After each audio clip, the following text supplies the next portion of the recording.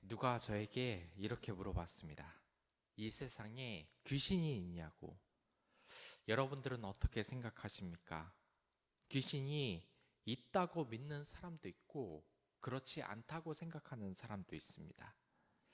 그런데 귀신의 존재를 믿는 사람들이 하는 말이 있습니다. 너 어떻게 이 세상에 귀신이 있다고 그렇게 확신을 하냐? 그렇게 이야기를 하면 그 사람들이 뭐라고 이야기를 합니까? 내가 직접 봤기 때문에 믿는다고 이야기를 합니다. 그러면 여러분들에게 한번 질문을 해보겠습니다. 여러분들 중에는 이 귀신을 실제로 본 사람은 아마 거의 없을 겁니다. 그럼 여러분들에게 질문을 해보겠습니다. 여러분들은 귀신의 존재를 믿습니까? 아니면 믿지 않습니까? 만약 믿는다면 여러분들은 왜 믿는 겁니까? 이 귀신이 이 세상에 있다고 어떻게 확신을 할 수 있습니까? 본 적도 없는데 여러분들은 귀신을 믿는 이유가 무엇입니까? 우리는 이 귀신을 본 적이 없으니까 추측은 할 수 없으니까 이 세상에 귀신이 없다고 말을 해야 되는 겁니까? 하지만 저희들이 그렇게 대답을 하면 안 됩니다. 믿음이 있는 사람들은 귀신이 있냐는 질문에 당연히 귀신이 있다고 대답을 해야 합니다. 왜냐? 우리가 직접 봤으니까? 그렇진 않지만 성경에 귀신이 있다고 쓰여져 있기 때문입니다. 성경의 말이 모두 진실인 것을 우리가 믿음으로 고백을 했기 때문에 지금 이렇게 예배를 드리는 것입니다. 하나님을 믿는 것입니다. 여기에서 하나님은 사탄과 같이 지금 이야기를 하십니다. 이 욥기를 보면 정말 신기한 장면입니다. 이 보니까 사탄과 철천지 원수가 되어 있을 것 같은데 어떻게 사탄과 한 자리에서 이야기를 하고 있을까? 아무튼 오늘의 이 본문의 내용을 살펴보면 이 하나님은 욥을 정말 칭찬을 합니다. 이 욥이 너무나 잘났다고, 너무나 귀한 내 자식이라고. 이 장자랑하는 그것이 대상이 바로 사탄 앞입니다. 하나님이 이 세상 그 하늘 보좌에서 이 어전에서 회의를 하고 있는데 그 자리에서 사탄도 온 겁니다. 그래서 사탄에게 무엇을 하다 오냐 그러니까 이 세상을 두루 다니고 왔다고 합니다. 꼭 보면 하나님과 이 사탄이 사이좋은 신하관계, 상하관계로 있는 것 같지 않습니까? 아무튼 하나님은 이렇게 욥을 이 사탄에게 자랑을 합니다. 이 사탄이 어떤 자입니까? 이 세상에서 가장 악한 그런 존재 아니겠습니까? 그런 악한 존재에게 가장 선하다고 지금 이 욥을 자랑하고 있습니다. 그는 온전하고 정직하고 하나님을 경외하며 악에서 떠났다고 이야기를 합니다. 얼마나 지금 욥에 대해서 믿고 있으면 이런 이야기를 하겠습니까? 사탄에게 자랑할 정도입니다. 악의 화신, 이 세상의 모든 것을 타락시키는 이 사탄 앞에서 자랑할 정도입니다. 여러분들, 이게 어느 정도인 것입니까? 믿음을 시험하고 선한 능력을 시험하는 것. 여러분들, 요즘 세계적으로 이 오징어 게임이 유행하고 있는데 이 오징어 게임에서 주인공들, 이 사람들, 456명의 사람들에게 이 하는 시련이 무엇입니까? 너희들이 어디까지 인간인지 보자. 어디까지 선한 척, 착한 척 하는지 보자. 내가 그 미천을 다 보여주겠다 하는 것이 이 영화의 주제가 아니겠습니까? 지금 이 사탄에게 말하는 것이, 이 하나님이 말하는 것이 좀 위험해 보입니다. 왜냐하면 지금 사탄 앞에서 지금 자랑을 하고 있습니다. 욥이 선하고 착하고 하나님을 경외한다고 말입니다. 그러면 이 사탄의 반응이 어떻겠습니까?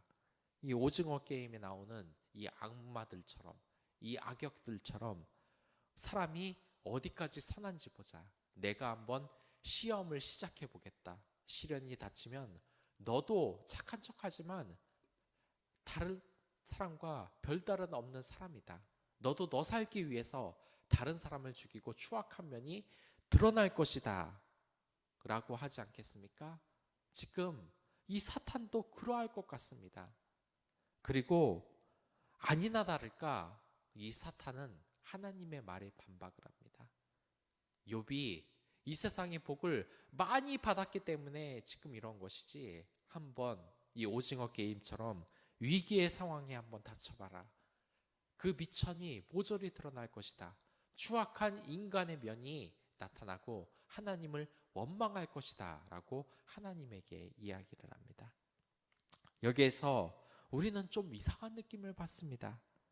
하나님이 사탄과 이렇게 다정하게 이야기를 나눈다고?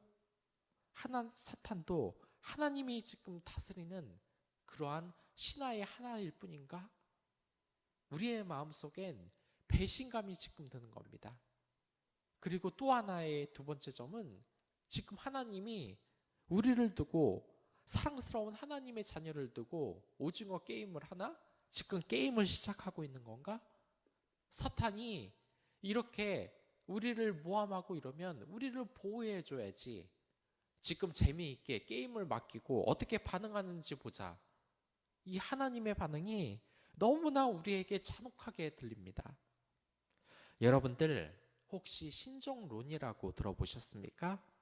이 신종론이라는 것은 세상에 존재하는 이 악과 하나님이 다스리는 세상 사이에 이 모순 때문에 방황하는 사람들을 위해서 만들어진 이론입니다. 그러니까 이러한 것입니다. 내가 한평생 하나님을 믿고 살았는데 지금 이렇게 어려움을 당하는 이유가 무엇입니까? 이 세상에 악 같은 것이 나한테 다가오는데 하나님은 왜 이것을 막지 않으십니까? 나를 이렇게 고통 중에 두십니까? 혹시 저는 지금 혼잣말을 하고 있는 것이 아닙니까? 이 세상에 하나님은 없는 것인데 나 혼자 지금 착각하는 것은 아닙니까?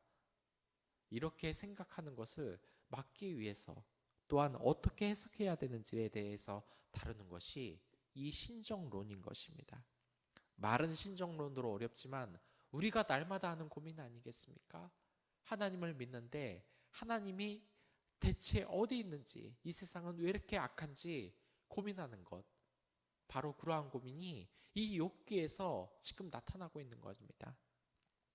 하나님이 존재하시는데 이 세상은 왜 이렇게 모순투성이고 악인들은 잘 되고, 지금 본문에 보는 것처럼 이 악마가, 사탄이 지금 하나님 가운데 왔는데 당장 때려 죽여야지 지금 아주 다정하게 이야기를 하면서 우리를 무슨 오징어 게임, 서바이벌 게임에 한 말이 되듯이 지금 하고 있는 것 아닙니까? 그래서 사람들은 의심을 하게 됩니다. 혹시 하나님은 의인을 보살피지 않는 건가?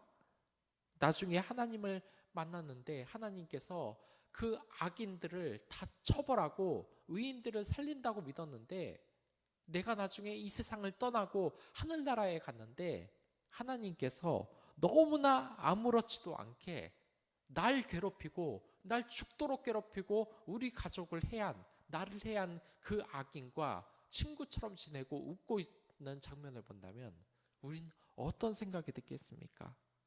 그때도 공의의 하나님이라고 우리가 생각을 하겠습니까? 정말 시험에 들 수밖에 없는 그러한 장면입니다. 어렸을 때 고등학교에 다니는 학생이 이러한 말을 했습니다. 학교에서 지독하게 왕따를 당했는데 그다지 좋은 기억이 아니었다고 합니다. 그때 그 일진인 아이들이 자신을 괴롭히는데 정말 죽고 싶을 만큼 괴롭히고, 그래서 그 당시 더욱 섭섭했던 것은 바로 선생님의 반응이었습니다. 여러분들 다 아실 겁니다. 그렇게 괴롭힘을 당해도 주위에 있는 학생들이 어디 도와줍니까? 그것은, 그러한 죄책감은 여러분도 가지고 있고 저도 가지고 있습니다. 도와주지 못했다는 것. 아무도 괴롭힘을 당하는 학생을 도와주지 않더랍니다. 그런데 이 학생이 나중에 성인이 되고 정말 섭섭했던 것이 무엇인지 아십니까? 바로 학교 담임 선생님도 이렇게 일진들에게, 아이들에게 괴롭힘을 당하는 것을 알면서도 전혀 신경을 쓰지 않았다는 겁니다. 더군다나 이 선생님이 어느 날 말을 했습니다. 혹시 자신을 힘들게 하거나 괴롭히는 사람이 있으면 쪽지를 전해줄 테니까 이름을 적어내라고. 그래서 큰 결심을 해서 정말 이 쪽지에 자신을 평생 괴롭혔던 이 일진과 같은 사람들의 이름을 적어냈습니다. 그랬더니 이 선생님이 비밀스럽게 일을 진행하지 않고 이러는 겁니다. 바로 이 쪽지에 대고 이름을 불러서 이렇게 볼을 잡아당기고 꿀밤을 때리고 들여보내준 겁니다. 여러분들 어떻게 됐겠습니까? 나중에 이 쪽지 적었던 게 그대로 밝혀지고 더 괴롭힘을 받았습니다. 이게 선생님으로서 할 수 있는 짓입니까? 그 아이가 정말 어려운 결심을 해서 쪽지를 냈으면은 아주 조심스럽게 정말 조용히 다가가고 이 문제를 해결할 것처럼 말을 하면서 그 자리에 그냥 꿀밥 때리고 돌려보낸다. 이 아이는 더 괴롭힘을 받게 되었습니다. 애시당초 이 담임 선생님은 괴롭힘을 당하는 학생을 구해줄 생각이 전혀 없었던 겁니다. 그리고 이 청년은 아직까지도 그 선생님을 원망하면서 이야기를 하고 있습니다. 그런데 우리 하나님이 이런 분이면 어떡하겠습니까? 맨날 우리를 위하는 것처럼 너희 고민을 다 한다고 하는데 지금 이 욥기처럼 악마와 같이 대화를 하고 있다. 나를 힘들게 하는 이 대상을 당장 쳐부수지 않고 그냥 무슨 친구처럼 이야기하고 있다. 너무나 기가 막힌 현실이 아니겠습니까? 마치 자신의 어릴 적 그 일진들과 선생님이 놈당 따먹기처럼 친해지지 않는 그 장면을 보면서 우라통이 터지듯 우리가 하나님을 보고 이렇게 우라통이 터지는 것 아니겠습니까? 아무튼 하나님이 사탄과 스스럼 없이 이야기를 하고 있고 지금 하나님은 사탄에게 욥이 참 착하다고 이야기를 하고 있습니다. 그리고 이제 하나님과 이 사탄의 게임이 시작이 됩니다. 이 둘에게는 게임일지 모르지만 이 욥은 정말 괴로운 인생이 시작이 되는 겁니다. 말 그대로 이 욥은 오징어 게임의 말처럼 소모가 되고 있습니다. 아무튼 이러한 사탄은 그의 욥이 이렇게 하나님을 경외하는 이유가 집과 소유물을 주니까 좋아하는 거지. 한번 다 뺏어봐라. 이제 욥이 주님을 원망할 것이다 라고 이야기를 합니다. 그리고 이어지는 하나님의 대답이 더 기가 막힙니다. 그러면 그의 소유물을 내 마음대로 한번 해봐라. 무슨 게임을 하듯이 이 욥이 당하는 고통을 너무나 쉽게 허락을 합니다. 그것도 이 세상에서 가장 악한 존재인 사탄에게 말입니다. 여러분들이라면 이렇게 할 수 있겠습니까? 우리 부모님이 정말 날 사랑하는데 악마 같은 정말 그 학생들을 엄청나게 괴롭히는 수단과 방법을 가르치지 않고 모욕을 가하는 이러한 선생님에게 맡길 수 있겠습니까? 그런데 하나님께서는 이해가 안 가는 장면으로 그냥 이 사탄에게 욥을 맡겨버리는 것입니다. 이게 바로 신정론인 것입니다.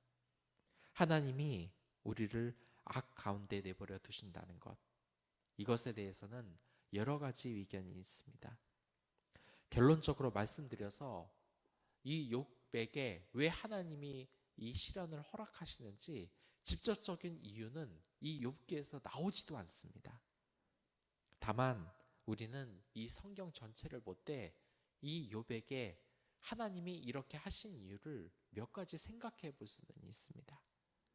하나님이 이렇게 우리에게 시련을 허락하시는 이유는 더 큰 행복을 위해서라는 관점입니다.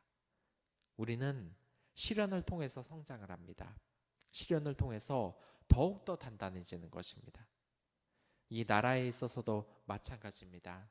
이 나라의 사람들이 하나로 단결하고 더 발전을 하는 계기가 무엇입니까?